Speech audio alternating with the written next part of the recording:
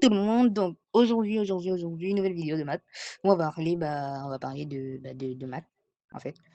Et en fait, le truc, c'est que je me suis lancé un petit défi, tu vois. Je me suis lancé un petit défi. Celui de réussir à finir un exercice en se servant uniquement de la base des maths, tu vois. Genre uniquement de la base des maths. En gros, je me donne un exercice et je vais essayer de résoudre en fait en se servant uniquement des trucs genre, basique, carrément, des axiomes en fait en maths. Tu vois le genre dès que j'ai besoin d'utiliser un truc, j'ai besoin d'utiliser un truc du genre, je sais pas, le binôme de Newton par exemple, je le démontre. Si j'ai besoin d'utiliser, je sais pas, la dérivée d'une fonction, je démontre la formule de dérivabilité avant de l'utiliser. En gros, c'est un peu ça. Du coup, j'espère y arriver. Et surtout, j'espère que toi aussi tu pourras y arriver, ouais, parce que tu peux mettre pause sur la vidéo et essayer de le faire. Et puis tu me diras en commentaire si tu as réussi ou pas. Et surtout, si tu aimerais que je fasse une vidéo pour parler des bases d'une notion en particulier que tu as peut-être du mal à concevoir concrètement. Et bon, on est parti. Donc ouais, c'est parti, c'est parti. Donc, grand classique, hein. Grand classique, on va montrer que la somme, ouais, pour k de 0 à l'infini, enfin de 1 à l'infini, autant pour moi, de 1 sur k carré, converge. Converge. Montrons que... On va montrer que ce truc converge, tu vois. Ok, donc pour faire ça, l'indication en fait c'était comparer somme et intégrale. À l'aide d'une comparaison avec une intégrale, montrer que cette somme converge. Tu vois, c'était sur un DM de LAG. Ok, donc c'est parti, on va faire ça. Et on se donne une fonction, du coup, soit f.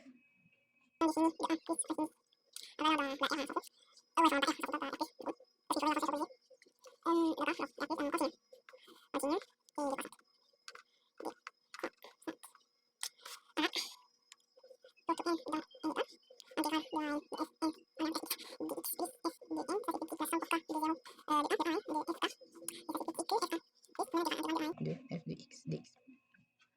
Ok, là du coup je vais l'appeler, ça ce sera un m. Hein. Je vais l'appeler lm1, je sais pas si on aura d'autres comme ça à utiliser. Ok, voilà. Donc démontrons. Démontrons le lm1. Démontrons là. C'est pas mal. Bah, c'est la somme de plusieurs intégrales, tu vois. On commence avec ça. Donc déjà, on a intégrale de 1 à n de f de x dx. Bah, ce truc, c'est quoi? C'est la somme pour k de 0, non, de 1 du coup à quoi à n-1, oui, intégrale pour k à k plus 1 de f de x dx. Ah, ouais. Et du coup, c'est vrai, bah, à cause de la relation de Charles qui nous dit que l'intégrale de a à b de f plus l'intégrale de b à c de f, bah ça fait intégrale de A à C du coup, ouais, de A à C de F. Ça, c'est la relation de Charles, tu vois. Donc, en gros, c'est juste à cause de ça que j'ai fait ça. J'ai rien fini. Après, maintenant, la relation de Charles, pourquoi elle est vraie, en fait, tu vois. En gros, la relation de Charles, qu'est-ce qu'elle nous dit? Elle nous dit juste que, tu vois, si t'as, on va dire quoi? Parce qu'en fait, déjà, par définition, l'intégrale, c'est quoi? L'intégrale, c'est l'air en bas de la coupe, d'accord? L'intégrale, c'est bien en bas de la coupe. Du coup, j'ai un truc déjà. J'ai une coupe, d'accord? J'ai une coupe, voilà. J'ai une coupe. Là, si je prends A, ici je prends C, et là un point B au milieu de A et C. Tu vois, en gros ça dit juste que si bah, je veux toute cette aire, bah, il suffirait que je prenne celle-ci et que je prenne celle-ci. La somme ça fait tout, tu vois. En gros ça c'est carrément un axiome. Enfin je veux dire, c'est trivialement vrai. Genre tu veux arriver à une distance, tu t'arrêtes à mi-chemin, puis tu complètes. C'est pareil que si tu avais fait toute la route, en gros. En gros c'est juste ça. Donc c'est pour ça en fait la relation de Charles elle est trivialement vraie. Ok, donc voilà.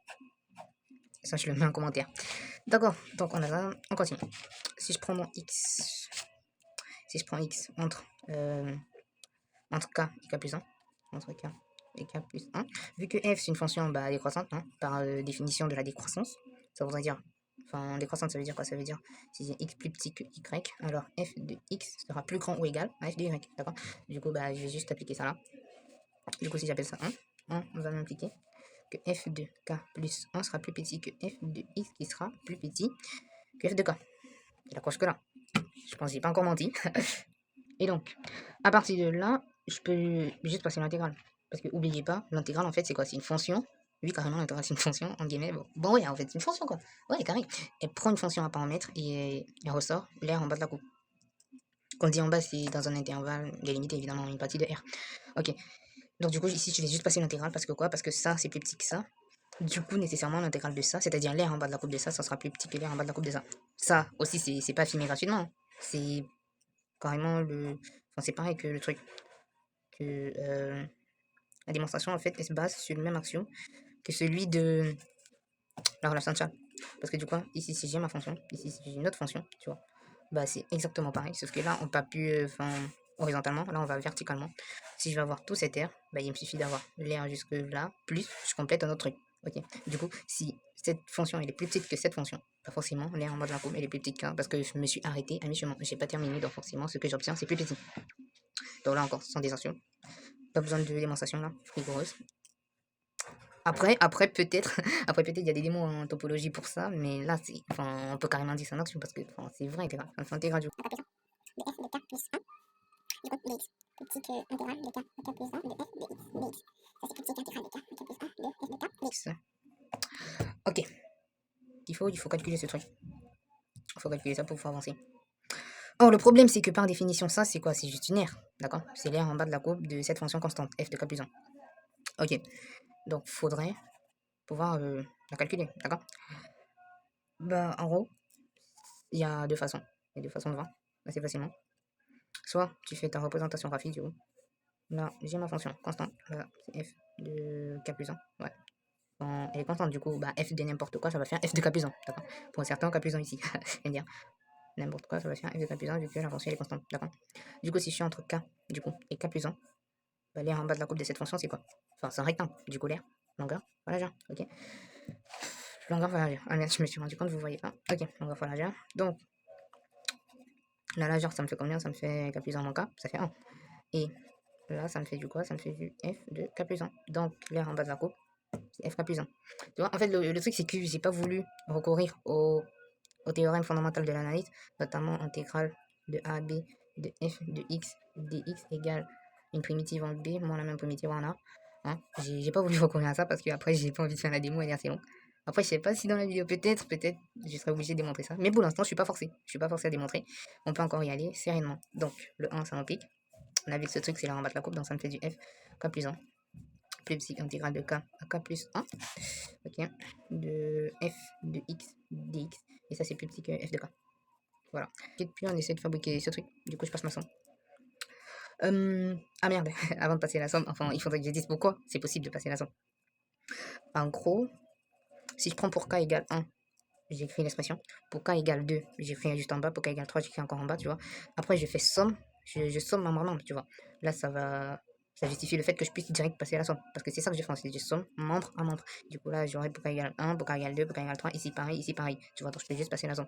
Donc, pour pouvoir faire ça, il faudrait que je demande juste que si A est plus petit que B, et que du coup, en bas, bah, j'ai C plus petit que D, alors forcément, A plus C sera plus petit que B plus D. Et ça, bah, c'est trivialement vrai, parce que si j'ai A plus petit que B, bah, ça voudrait dire que A plus C, c'est plus petit que B plus C. J'ajoute, pareil, des deux côtés, ça ne change pas, c'est clair. Or, j'ai B, enfin j'ai C, du coup, plus B, avec ça, ça me fait C plus B, c'est plus petit que D plus B. D plus B, voilà. Du coup, pas transitivité, ce truc, ce sera plus petit que D plus B. Voilà, D plus B. Et donc j'ai A plus C, plus petit que D plus B. Du coup, ce truc, c'est vrai, et donc, je peux passer la somme. On implique. Somme du coup, pourquoi je pensais que 1 de 1 à n moins 1, de 1 à n moins 1, de f de k plus 1, ça c'est plus petit que la somme pour k. Enfin, du coup, ce truc, ça va me donner l'intégrale, ça va me donner l'intégrale de 1 de f de x dx. Et ça, c'est plus petit que la somme pour de f de k pour k de 1 moins 1. Voilà. Ici, je vais juste faire un changement d'indice ici, ça va me faire la somme. Je commence à. Du coup, si je pose P, si je pose mon P, tu vois, égale k plus 1. Du coup, quand k vaut 1, P ça vaut 2. Et quand k vaut n moins 1, P ça vaut 1. 2 f de k. Je fais juste un changement d'indice. Il y a encore rien de méchant. Rien de méchant. Ça fait intégrale à n ici, f de x dx. Ici, bah, je recopie la somme. F de k. Ouais, n moins 1. Ok. Pourquoi de 1 n moins 1? Ok. Oubliez pas, au départ, on voulait encadrer ce truc. Du coup, c'est lui que je vais mettre au milieu. Donc déjà, avant de le mettre au milieu, vu que je voudrais que ce soit pareil, ici, je vais enlever n, ici, je vais enlever 1. Donc ça me fait... du coup, ici, j'enlève n, ça me fait f de n. Plus la somme pour k de 2 à n moins 1, fk. Ça, c'est plus petit qu'intégrale à n, fx dx. Et ça, c'est plus petit que f1 plus somme pour k de 2 à n moins 1 ouais, de fk.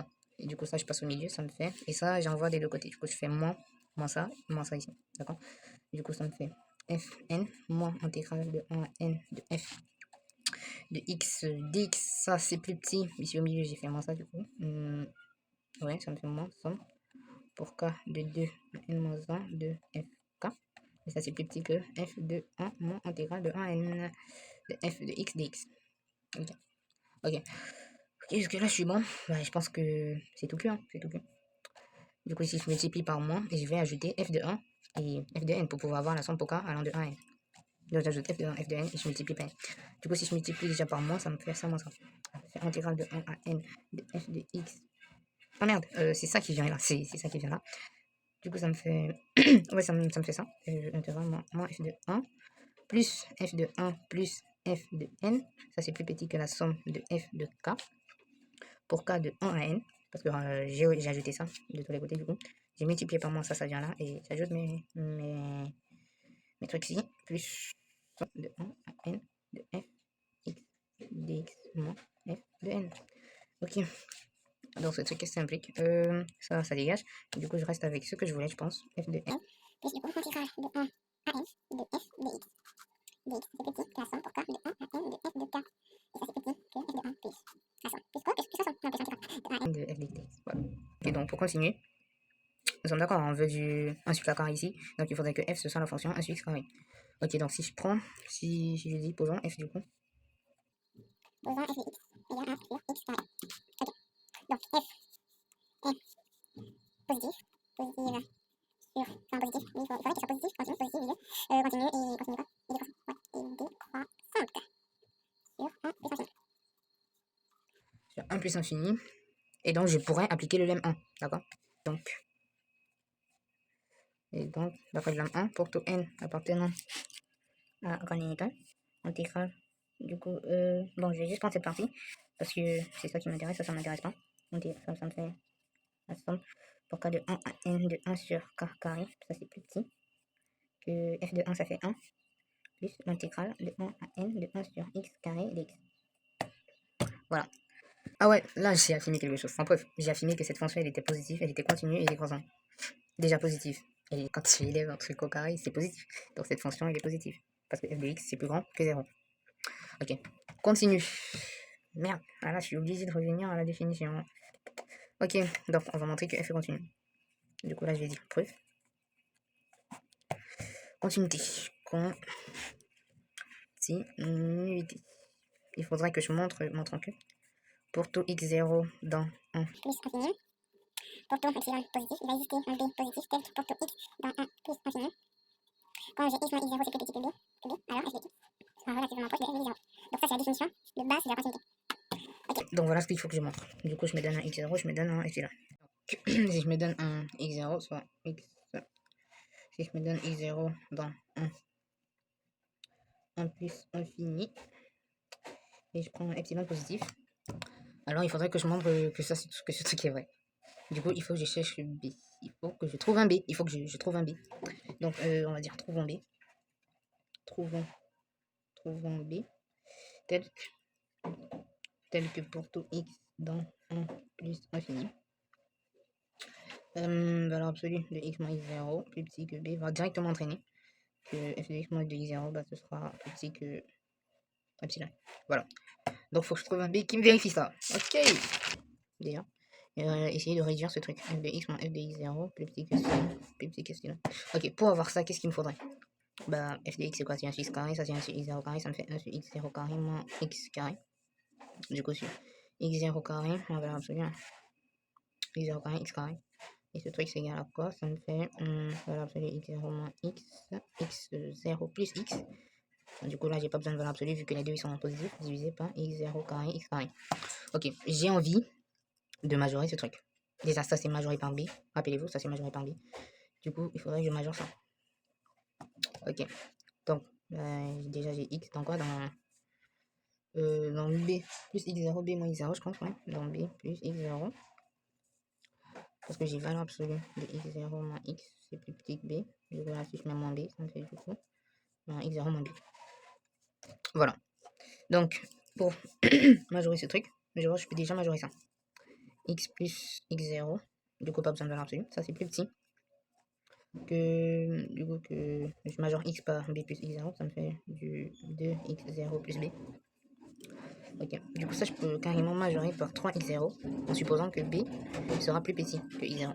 Donc il faudrait que je prenne un b plus petit que x0. Voilà. Ok. Donc ça je majore par 3x0. Du coup il faudrait que je majore ce truc aussi. 1 divisé par x0 carré fois x au carré. Il faudrait que je majore ça. Donc j'ai x.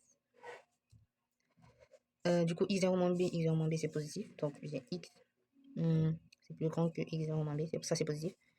Donc ça voudrait dire 1 sur x, c'est plus petit que 1 sur x0 moins b. D'accord? Et ce truc, je peux majorer ce truc. Je peux le majorer. Mais ça, je peux mettre 1 sur x0. Ouais. Je peux majorer ça par 1 sur x0. Parce que du coup, ça c'est plus petit que x0, c'est positif, ça c'est positif, mais du coup, x0 moins b, bah, c'est plus petit que x0. Parce que moins b est négatif, du coup, ouais. Voilà, moins b c'est négatif, donc ça c'est petit. Ça. Ok, sachant que ça c'est positif. D'accord, donc voilà, je pense que c'est tout bon. Du coup, je multiplie par ça. Ça va dire que 1 sur x0 carré fois x carré, ça c'est plus petit que 1 sur x0 4. Voilà. Ça c'est plus petit que 1 sur x0 4. Voilà. Ouais, enfin, comment j'ai fait pour en arriver? Je l'ai au carré.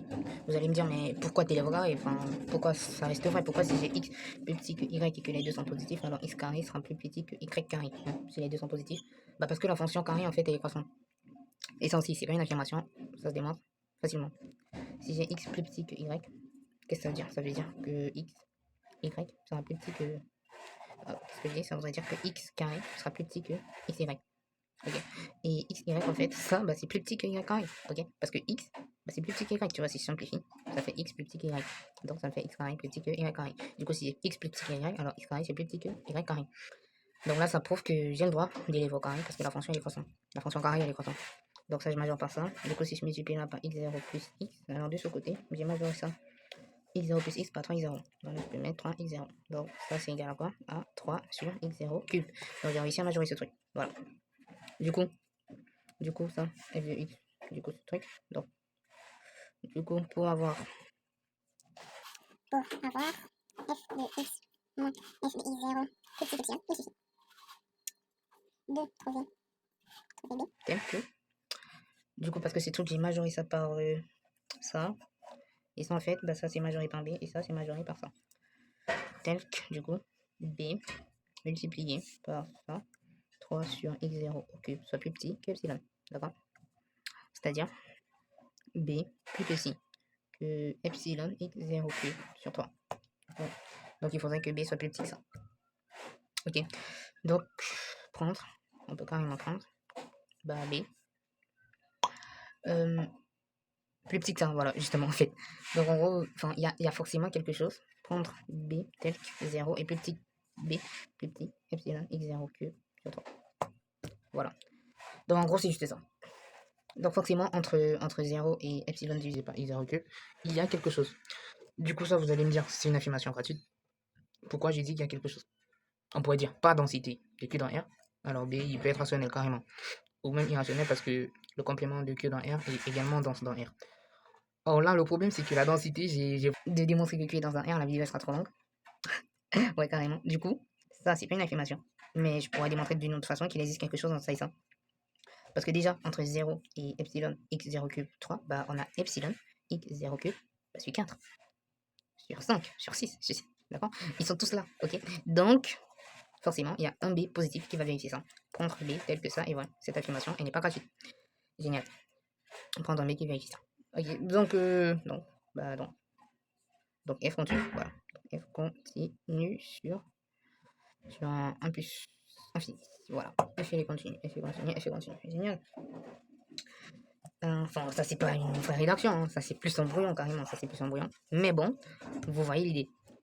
Donc j'ai montré que F est continu, j'ai montré que F est positif, et il reste plus qu'à montrer que F elle est croissante. Décroissante.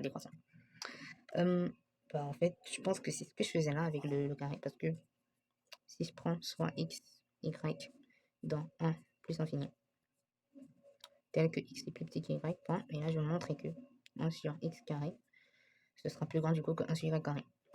Du coup, on a x carré plus petit que y carré. Ça déjà j'ai démontré, parce que la fonction carré elle est croissante, rappelez-vous.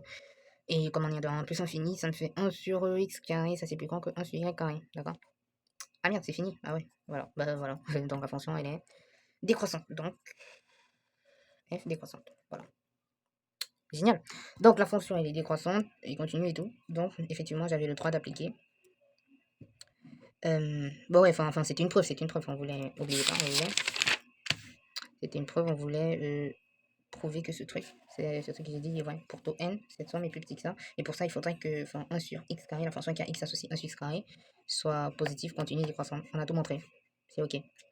Donc maintenant, on va juste se servir de ça, je vais appeler cette relation 2. Du coup, là, j'ai 2 implique 1 par passage à la limite. Du coup, la somme, pour k de 0 du coup, 1 de 1 de 1 de 1 de 1 de 1 de 1 de 1, ouais, à l'infini. De 1 sur k carré, ça c'est plus petit. Par passage à la limite, du coup, ça c'est plus petit que f de 1. 1 du coup, plus intégrale de 1 à l'infini de f de x dx. En gros, pourquoi passage à la limite ça marche? Parce que n'oubliez pas cette relation, celle-ci, elle est vraie pour tout n dans n étoile. Donc je peux prendre n aussi grand que je veux. Là, il n'y a vraiment rien à démontrer. Je peux prendre n aussi grand que je veux. Donc, du coup, je prends juste n, toujours antinaturel, mais proche de l'infini. Et ça me donne ça. Ça me donne ce truc. Voilà. Ok, donc, du coup, pourquoi ça converge? Bah, déjà, c'est une somme de termes positifs. Donc, c'est plus grand que 0. D'accord. Donc, si entre deux trucs, si j'arrive à montrer que ce truc est fini, ça ne rien. Si j'arrive à montrer que ce truc est fini, alors je pourrais conclure que ce truc, ça converge. Voilà. donc, comment montrer que ça, c'est fini? Donc, on a l'intégrale de 1 à l'infini de 1 sur x carré dx. Ouais, du coup, je remplace f par ça. Converge. Carrément, converge. D'après Riemann. D'après Riemann. Ça converge d'après Riemann. Et donc, ce truc, c'est entre deux valeurs finies. Donc, cette somme converge. Et l'exercice est terminé. Pour k allant de 1 à l'infini. Ça converge. Ok, maintenant là, j'ai encore affirmé un truc sans preuve. Pourquoi ça converge? Enfin, pourquoi Riemann nous dit que ça converge? D'accord? Pourquoi il dit que ça converge? Donc là, tout à l'heure, j'ai évité de démontrer que l'intégrale de a à b de f, en fait, c'est f de b moins f de a, avec grand f une primitive. J'ai évité, mais là, j'ai pas le choix, parce qu'il faudrait que je puisse... Parce que jusque-là, je vous ai dit que l'intégrale, c'est juste une Du coup, là, il faudrait que je démonte ça, pour pouvoir vous montrer, en fait, pourquoi le critère de Riemann est vrai. Donc, on va dire, montrons que... Enfin, soit f une fonction donnée, et tout, montrons que l'intégrale de a à b de f de x dx. En gros, ça va me faire f de b moins f de a. Du coup, si j'arrive à montrer ça, je vais juste appliquer ça là. Avec b assez grand. Avec b assez grand, ça le ferait toujours marcher. Ok. Donc, il faut que je montre ça. Et si je définis ma fonction s de a à b, la valeur dans R, on s'en fout. L'intégrale peut être négative, positive. Qui a x, du coup, va associer l'intégrale de a à x de f dt dt. D'accord. En gros, s, c'est l'air sur la courbe entre. C'est l'air sur la courbe sur l'intervalle ax. Ok. Donc, en gros, s, c'est ça. Du coup, ici, qu'est-ce qu'il faudrait que je montre? Que S, en fait, je viens de définir une primitive de F. Il faudrait que je montre que S', en fait, c'est F. C'est ça que je veux montrer. Ok. Donc, en gros, pour montrer ça, bah, ça c'est simple. Il faut juste que je montre que... Il faut que je montre que la limite... que la limite de S de X plus H moins S de X sur H, du coup, quand H tend vers 0, ce truc, c'est F de X. Parce que ça, c'est carrément définition des dérivés. La définition des dérivés. Et je vais dire ça, c'est la dérivée de S, ok. Donc, S, une primitive de F. Ok. Du coup, il faut que je monte ça. On va y aller assez un peu. On va essayer d'y aller assez graphiquement. Parce que, comme ça, bah, c'est plus facile. Là, je prends une fonction quelconque. Là, je prends A, du coup. Ici, je suis à B. Là, je vais prendre un certain X. Hein. Et là, je vais prendre X plus H. Normalement, c'est assez réduit. Ouais, je pense que vous voyez. Normalement, c'est assez réduit, mais bon, il faut quand même que vous voyez. Du coup, là, c'est quoi? Ça, c'est ma fonction f, du coup. Donc, ça me fait f de x. Et ça me fait f de x plus h. Voilà. Ok. Donc, s de x plus h, bah, du coup, c'est cette partie-là. C'est cette partie-ci. C'est cette partie-ci. Il est en bas de la coupe. C'est ça, s de x plus h. Et s de x, c'est ça. C'est cette partie-ci. Du coup, s de x plus h moins s de x, bah, ça me fait cette partie-ci. Ça me fait ça. Ça me fait ça. Hop là. Là, hop là, voilà. Ça me fait ça. Et du coup, ce truc qu'on voit bien, c'est pas un rectangle. Par contre, on peut le majorer et le minorer par un rectangle. Parce que si je coupe là, et ce que j'allonge là, on voit bien que cette partie, cette partie-ci, elle est plus grande que ce rectangle, d'accord, et plus petite que ce rectangle, que celui-ci. Plus grande que celui-ci, plus petite que celui-ci. Ok. Du coup, je peux dire S de x plus h moins S de x. Ça, c'est plus petit. Du coup, déjà, c'est plus petit que le grand rectangle. La largeur, c'est h. L'aire du grand rectangle, du coup. La largeur, c'est h. La hauteur, c'est f de x. La hauteur, c'est f de x. Voilà. Ouais, c'est f de x. F de x. Ok. Et le petit rectangle, ça me fait du h toujours fois f de x plus h. Donc ça me fait h fois f de x plus h. D'accord. Du coup, si j'appelle ça un prime, carrément, un prime, parce que j'ai... Ça me fait f de x plus h, ça c'est petit. Et s de x plus h moins s de x divisé par h, et ça c'est petit. Et Après, je passe juste à la limite. Donc là, ça me fait la limite de f de x plus h quand x tend, quand h du coup tend vers 0. Ça, c'est plus petit que ce truc. Par définition, c'est s prime de x. Ça, c'est par définition. Et ça, c'est plus petit que f de x. Du coup, ok. Parce que du coup, quand je passe la limite, vu que f c'est une constante, bah, elle bouge pas en fait. Tu vois, elle bouge pas. Elle dépend pas de h. Donc, que je tente h vers 0 ou pas, ça bouge pas. Ok. Du coup, ce truc, bah en fait, ça, c'est f de x. Vous allez me dire, mais pourquoi là, t'es un peu en train d'affiner quand même. Bah non, je suis pas en train d'affiner, parce que rappelez-vous, au début, on a dit f, c'est une fonction continue. On a dit f est continue. Et donc, par définition carrément de continuité, la limite de f de x plus h quand h tend vers 0, ça fait f de x. C'est par définition de continuité.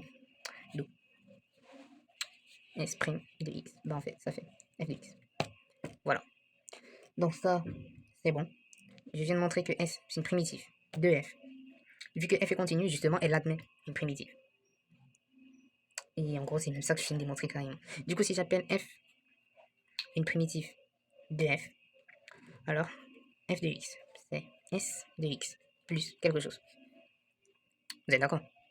F de x, c'est s de x plus quelque chose. Parce que les primitives, elles sont liées. D'accord? Parce que déjà, la dérivée de ça, c'est f, la dérivée de ça, c'est f. Du coup, quand j'intègre, ça me fait f de x égale s de x plus k, avec f une primitive. Vu que j'ai démontré que ça aussi, c'est une primitive. Ok, donc déjà, qu'est-ce qu'on peut remarquer? Par définition de s de a, c'est 0.